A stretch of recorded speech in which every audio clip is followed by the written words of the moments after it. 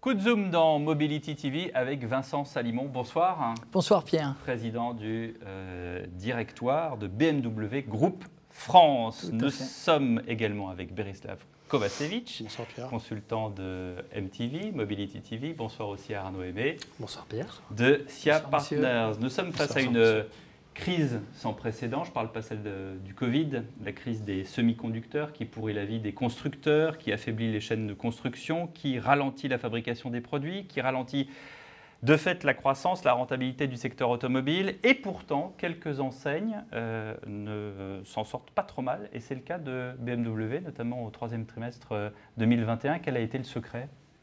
Alors, vous voulez dire que certains constructeurs s'en sortent bien, oui, plus que pas trop mal, Pierre.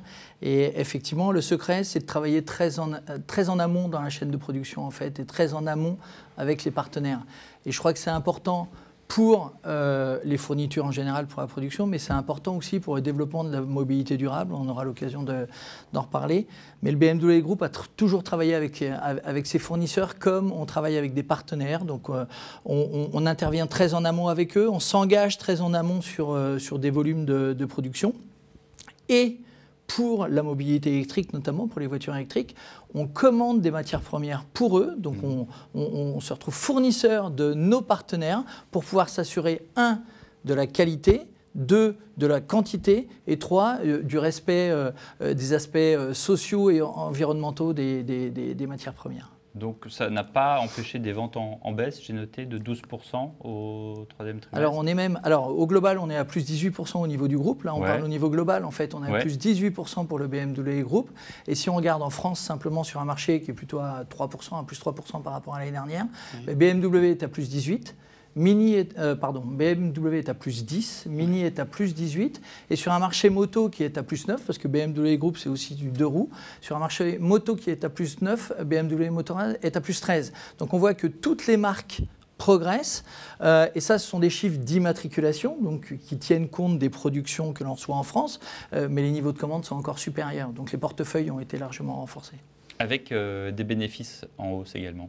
Avec des bénéfices en hausse, avec une annonce de résultats qui a été revue à la hausse, parce que le fait de travailler de manière efficace, le fait de travailler la productivité, le fait de aussi travailler sur un volume qui est plutôt en progression, ça permet d'assurer des rentabilités qui sont importantes parce qu'il est indispensable que nous puissions continuer à investir, parce que vous avez parlé de crise, mais on peut parler de révolution pour la mobilité, crise des semi-conducteurs, mais révolution pour la mobilité. Il est indispensable de pouvoir investir, et le BMW Group investit en moyenne 6 à 7% de son chiffre d'affaires tous les ans, donc on fait 100 milliards de chiffre d'affaires, donc ça fait à peu près 6 à 7 milliards d'euros. Il est indispensable de pouvoir réinjecter nos profits dans ces investissements pour pouvoir proposer les produits de mobilité futurs. Là, c'est la photo, on va dire, financière, volume actuel. Mais est-ce que le plus dur ne va pas être à venir, Vincent? J'entends quand même dans le réseau, on reste sur le réseau français bien entendu, une difficulté très forte à court terme de livraison plutôt à des commandes, oui, mais des livraisons plutôt à 6 mois, 1 an.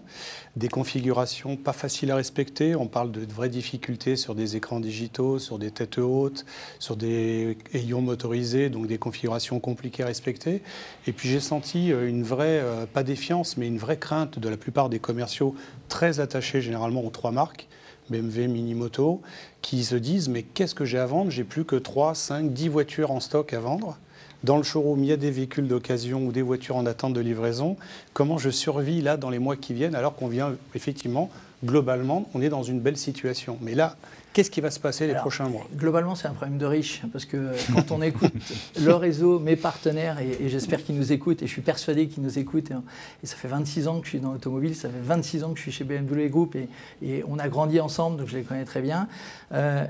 Et c'est vrai que ça ne va jamais globalement, parce qu'il y a quelques temps, on pouvait éventuellement avoir beaucoup de disponibilité, beaucoup de stock, ce qui était très bien, parce qu'on pouvait livrer très rapidement.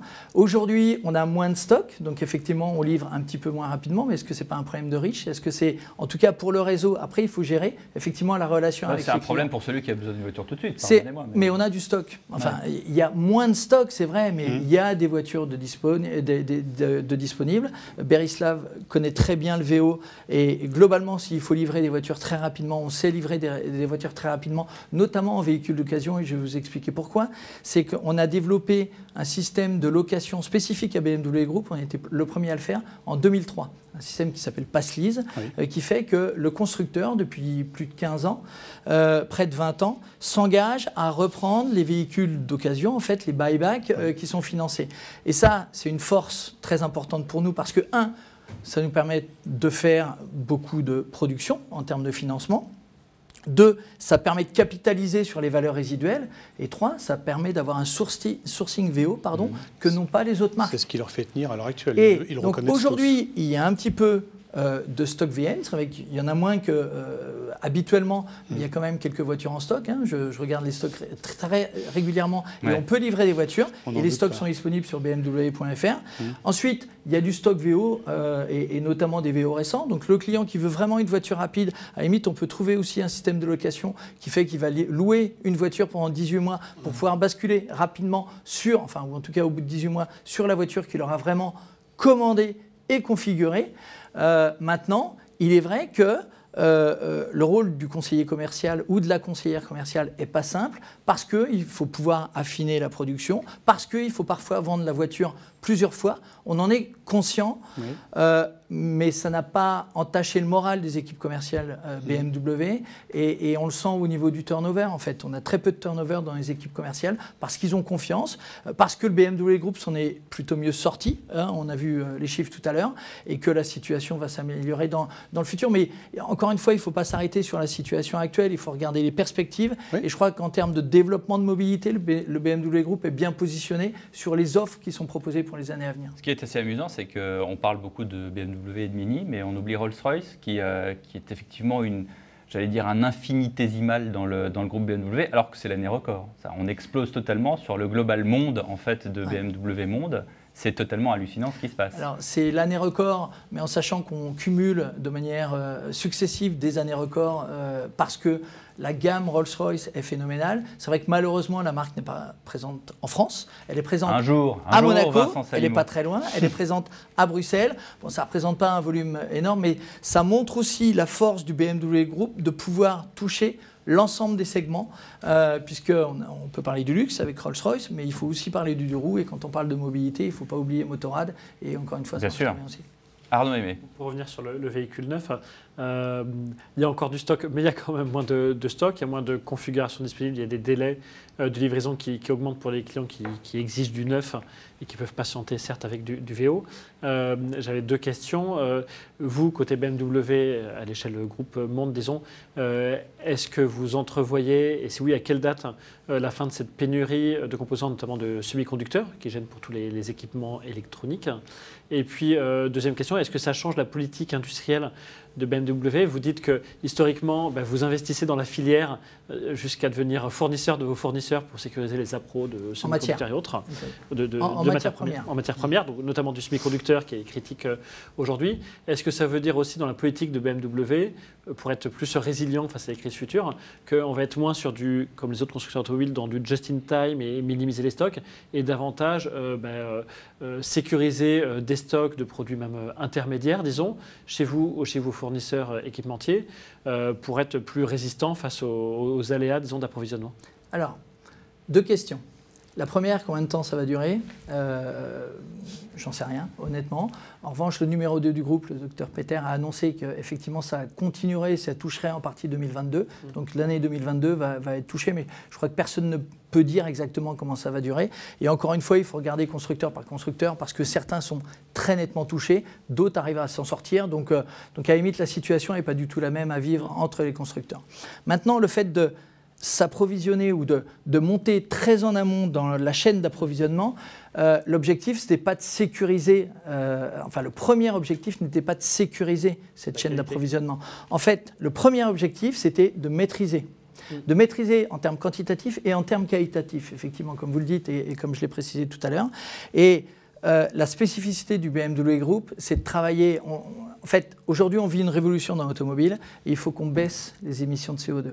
Il faut qu'on préserve notre nature, notre environnement, et on ne peut pas se passer de mobilité. On le voit, toutes les études le montrent, on a fait nous-mêmes, et les études ont montré que 90% des Français ont besoin, et c'est le marché que je connais, hein, donc je parle de la France, 90% des Français ont besoin d'une voiture, et plus de 50% l'utilisent au quotidien. Et moi, en France, je vends plus de 60% de mes voitures dans les territoires, en dehors des grandes villes. Donc je dis très bien aux urbains, pas de souci, si vous pouvez aller acheter votre baguette de pain à pied, allez-y à pied. Si vous pouvez aller travailler en trottinette ou en vélo électrique, allez-y. Moi, j'ai vendu 1000 vélos électriques l'année dernière, donc on fournit aussi la mobilité de ce côté-là.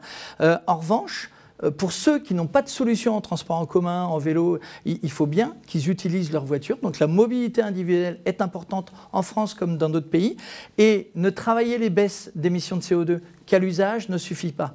Il faut travailler sur la totalité de la chaîne de valeur. Et pour travailler sur la totalité de la chaîne de valeur, ça veut dire s'investir avec les fournisseurs, leur demander de baisser les émissions de CO2, c'est respecter ou avoir une approche responsable dans l'extraction, notamment du cobalt, et on sait que c'est un élément important pour la mobilité électrique. Donc c'est pour ça qu'on prend la responsabilité de s'approvisionner en Australie, parce que c'est le seul pays qui s'est engagé à extraire de manière responsable le cobalt, et c'est aussi travailler sur les baisses d'émissions en production, mais travailler aussi en aval avec le recyclage et autres, et on en reparlera peut-être tout à l'heure. L'Australie, dis donc, merci pour l'empreinte carbone, pour la transmission des... Sauf que l'Australie est le seul pays qui s'engage... Cargo à pédale alors, parce que du coup...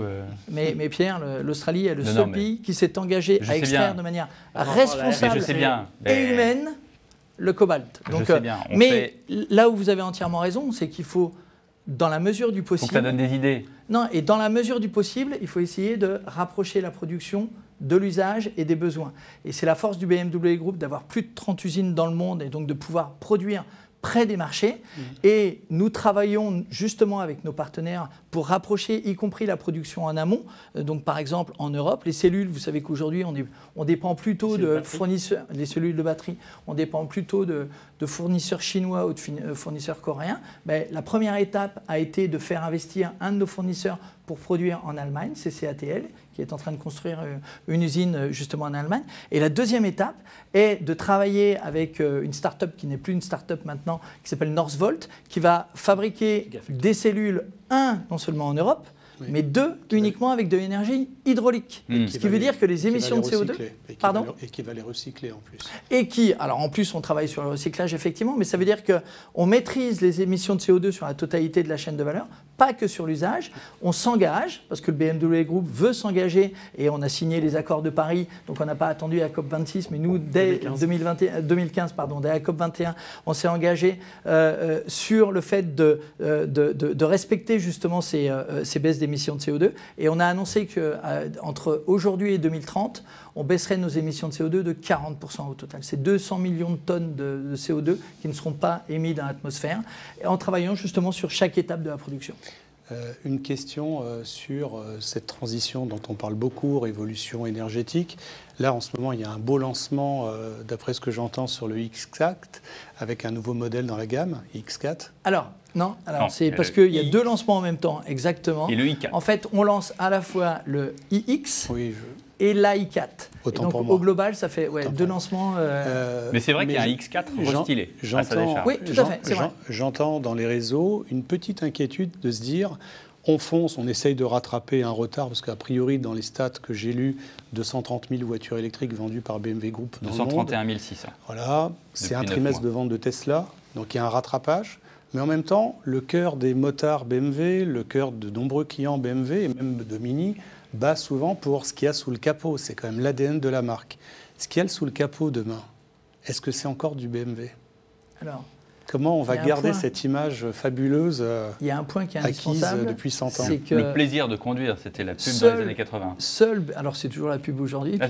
Et seul BMW continuera à fournir le plaisir de conduire. BMW, ça c'est clair. Donc on fabrique nos moteurs, On développe nos batteries avec des fournisseurs, avec des cellules qui sont produites par des partenaires, mais on développe nos batteries, on développe les cellules aussi, et ensuite la production est différente. Donc toute la production est bien spécifique.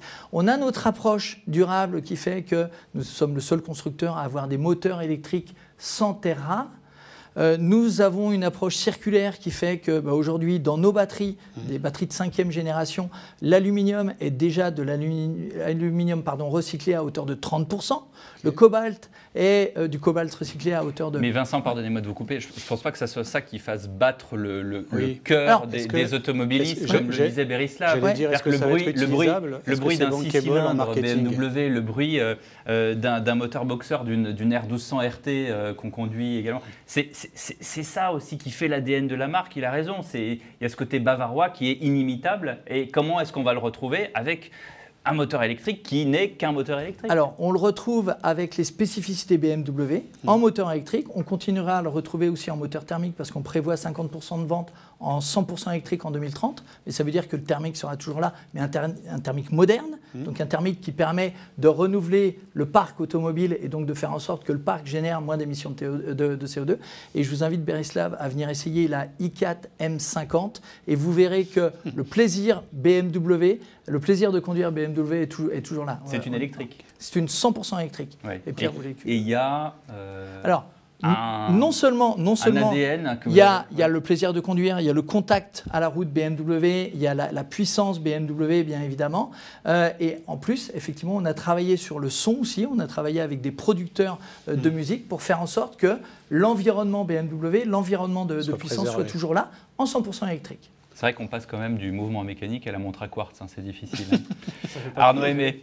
Mais il faut vivre avec ça. Oui, pour continuer avec la montre à quartz, pardon, sur la batterie, vous êtes beaucoup sur des segments premium qui donnent peut-être plus de latitude économique sur les coûts de production de batterie. Est-ce que, alors en tant qu'Européen, on ne peut que se féliciter que la production de batteries et de cellules pour les batteries soit davantage européenne, effectivement. Est-ce que vous pensez que la batterie peut devenir davantage européenne en termes de production? Il y a des initiatives à l'échelle européenne, des initiatives franco-allemandes pour mettre ensemble des constructeurs, des fabricants de batteries, des chimistes, etc., pour la conception et la production européenne de batteries. Est-ce que vous pensez que ça va marcher? Est-ce que vous pensez qu'au-delà du cas de BMW, les constructeurs automobiles et le marché consommateur automobile européen pourra s'approvisionner en batteries européennes, et même si vous, avec la politique RSE, vous garantissez la qualité des approvisionnements, le respect aussi des travailleurs pour l'extraction minière, si les fabricants de batteries chinois, par exemple, ils ne sont pas soumis à ces mêmes contraintes et que ça leur revient moins cher, comment est-ce qu'on fait pour que ça inonde pas le marché européen et avoir une industrie de la batterie européenne? Alors, je ne vais pas me prononcer pour les autres constructeurs, je vais les laisser ou leur laisser la responsabilité de leur position. Nous, ce qui est certain, c'est qu'on rapproche la production le plus possible de l'utilisation. On l'a fait pour tout, on l'a fait pour le BMW X3, donc, qui est un SUV 100% électrique qu'on a lancé au mois de mars, qui est fabriqué en Chine. Pourquoi? Parce que c'est le premier marché, on en vend un petit peu en France, un petit peu en Europe, mais c'est le premier marché. Mais nous, on veut vraiment se rapprocher des marchés. Maintenant, si on veut... Enfin, il faut avouer que l'Asie a pris une avance assez notable en termes de maîtrise de tout ce qui est production en termes de batterie. L'Europe a une chance, c'est avec l'hydrogène. Oui. L'axe franco-allemand, BMW notamment. Était un précurseur. On a été précurseur dans la conduite 100% électrique, puisque la première date de 1972, des Jeux Olympiques de Munich. Et effectivement, on a fait des tests au début des années 2000, en fait, avec des séries 765, exactement, à Miramas, dans notre centre d'essai. Mais l'hydrogène, on en parle de manière irrégulière. Mais c'était l'hydrogène, pardonnez-moi, c'était l'hydrogène liquide. carburant et non pas c'était liquide, tout à fait. C'était pas la pile à combustible, voilà, exactement. Mais c'est la preuve que le BMW Group a toujours travaillé et investi pour trouver des solutions permettant de développer la mobilité durable. Je me souviens, Danny Boone en avait une. Ah, c'est possible. Ouais. Et donc l'hydrogène est une chance pour l'Europe, il faut vraiment le saisir. Le président Macron l'a bien noté puisqu'il est prêt à investir. Nous, on continue à investir sur l'hydrogène, même si on en parlait moins récemment, bien qu'on ait présenté un prototype, en fait, un concept au Salon de Francfort en 2019. Et on a annoncé qu'une flotte de iX5, donc de X5 hydrogène, va être mise à la route en 2022 pour un début de commercialisation sur la deuxième moitié de cette décennie. Et c'est exactement, si vous regardez bien, la même stratégie que celle qu'on avait suivie pour le 100% électrique. 100% électrique, on a lancé la stratégie en 2007 avec la stratégie number one du BMW Group. Ensuite, on a mis des mini i, si vous vous souvenez, et une série 1 coupée. Oui. On avait quelques voitures à la route pour tester, pour voir comment ça pouvait se passer. Et ensuite, on a lancé la BMW i3 en 2013. Mais là, on a exactement la même stratégie sur l'hydrogène. Et l'Europe doit capitaliser sur la volonté de certains constructeurs d'avancer sur l'hydrogène parce que c'est une solution aussi en termes de mobilité durable. Je voudrais juste rebondir dessus. Pour que ce soit écologique, l'hydrogène, alors certes, quand on le brûle, ça émet que de l'eau. Par contre, il faut aussi pouvoir le produire de manière écologique et ça dépend de l'énergie électrique utilisée pour ça. Est-ce que un constructeur tel que BMW, est-ce que vous dites juste, nous, il faut qu'on puisse produire des modèles à hydrogène avec la pile à combustible, ou est-ce que vous cherchez aussi à vous engager dans le développement de la filière hydrogène pour qu'aussi il y ait une production d'hydrogène vert qui soit à disposition des automobilistes pour recharger? On travaille avec des partenaires et on sensibilise sur le fait de produire de l'hydrogène vert, effectivement, comme on le fait au niveau de la production aujourd'hui, au niveau de l'énergie utilisée par nos usines. Aujourd'hui, 100% de nos usines sont alimentées en énergie renouvelable. 100% de nos usines en fin d'année vont être zéro carbone. Donc on aura des compensations qui font qu'aucune usine en net n'émettra de CO2. Donc on ne va pas investir dans la filière, mais on travaille avec des partenaires. Comme on a travaillé avec des partenaires pour pouvoir développer des infrastructures électriques, notamment avec le réseau Unity. Donc on fait en sorte de développer les produits de mobilité, mais on fait en sorte aussi que ces produits soient accompagnés avec des services qui aient ce côté vertueux de mobilité durable. Dernière question, Vincent Salimon. On parle beaucoup de voitures non plus en tant que possession, ça ne vous a pas échappé. Il y a évidemment tous les produits qu'on connaît par cœur, les LOA, les LLD, mais il y a aussi les voitures sur abonnement, comme Netflix. On y pense chez BMW Group France? Alors, on a, sur tout ce qui est système de location, j'en ai parlé, ça fait 20 ans qu'on a lancé le produit, donc la possession, on est déjà loin chez BMW Group et ce n'est pas un souci pour les clients. On y pense, on travaille sur les systèmes d'abonnement. Aujourd'hui, on n'a pas de produit d'abonnement. Par contre, on travaille de manière très concertée avec BMW Finance, avec notre partenaire. Et aujourd'hui, on a un système de location flexible. Donc, on n'est pas dans l'abonnement, mais on n'est pas très loin. C'est-à-dire qu'on part sur une location et après 12 mois, on peut ajuster le kilométrage, on peut ajuster la durée en fonction de ses besoins, ce qui permet aussi de louer un petit peu moins longtemps un véhicule pour pouvoir basculer avec les délais qui existent aujourd'hui. Donc, on a un système de flexibilité sur la location.